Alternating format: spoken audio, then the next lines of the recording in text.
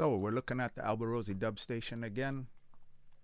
Gonna do a little better video. Last time I really downloaded the demo and just ran it in and threw it up as people were talking about what does it sound like, what does it sound like, and seems like not everybody had time to demo it, so I did a quick thing.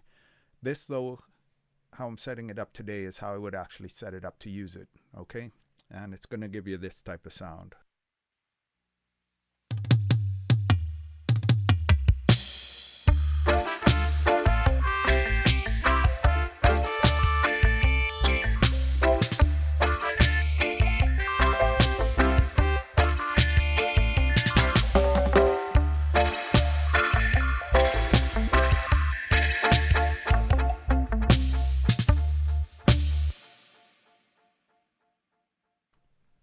Alright, quite different from the other video. Previously, I just threw it straight on as an insert. I had one inserted on the horns. I had one inserted running post. I had the filter post with the echo off and just the reverb on. And that was just to filter the reverb. And I had, you know, all the instruments going to the spring reverb, of course. So this time, the setup's a little different. I've put the filter itself on a effects track, and I'm sending anything I want to be filtered to that track. So it's running in parallel, okay? So I have the dub filter here. I turned it off of the bass. You can run it on the bass if you want. It when you kick in the filter, you're gonna hear the low end of your bass drop, and that's because you're filtering out and you're running in parallel. You've got the low end cut on a bunch of things. So it depends on if you want that or not. If you want that effect, just know that it's going to affect the way your bass sounds when you do kick in the filter. Then I'm running the muted guitar, the piano and guitar, and the horns, as well as the spring reverb is going through. I also have a bit of a room reverb that the instruments are going to. That's running through the filter as well. Okay. So to make this work, the way I've set it up, I've moved this over to measured, the type, and original, and we'll run through in a little bit the difference on those frequencies. The impedance I've brought down a little bit, and we will play with that and move it around as well so you can hear the difference it makes. Higher levels kind of increases the resonance, and the lower levels reduces it. So you can set that, fine-tune it for where you want it to be for the sound you're after, okay? And that's it for the actual filter. I have pulled down the level on it a bit. I've also, up here, I've lowered the level going into my master bus to keep my levels about the same, because I am running another track in parallel with it now all the time. Even when the filter here is in the off position, right, the sound is still going through this channel, so it's making everything louder. So be aware that you can put a VCA fader on everything and adjust it. You could send these to two groups. You could send all your mix to a group and send everything to another group that has the filter inserted on it, and you could control your levels there. I just set this up quickly and threw it in as an effects channel running in parallel. Okay. So let's take a listen to the difference between original and measured. And we're going to play just the drums and bass and listen to the reverb. You know, how the reverb changes really is what you're going to hear mostly when we change from original to measured. The resonance on the reverb you're going to notice, okay?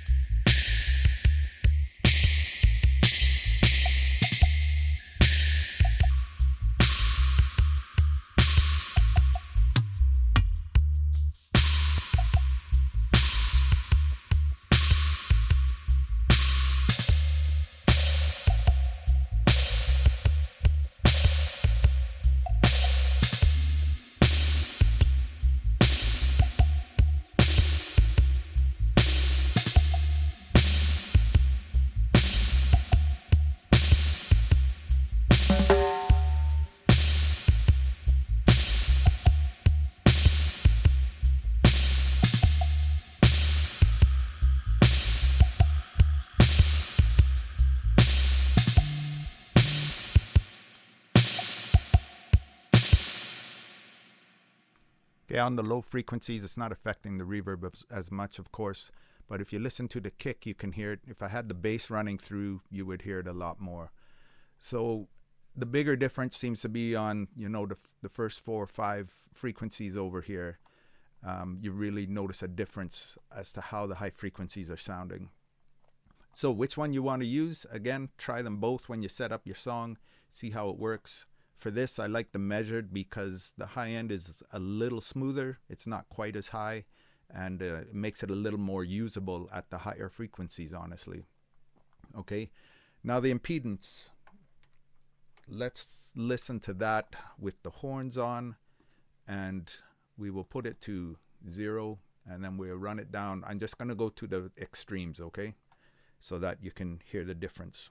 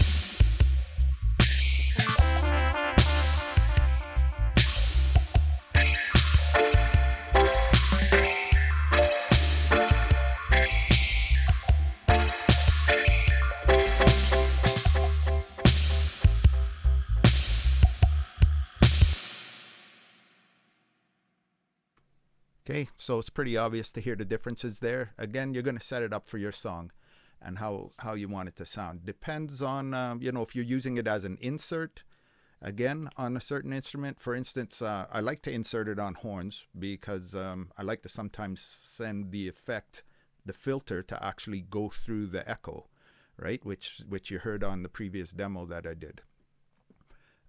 That way you're getting the, you know, the filter effect running through the echo, and it just gives you a little different vibe. So sometimes you might want to set it up like that.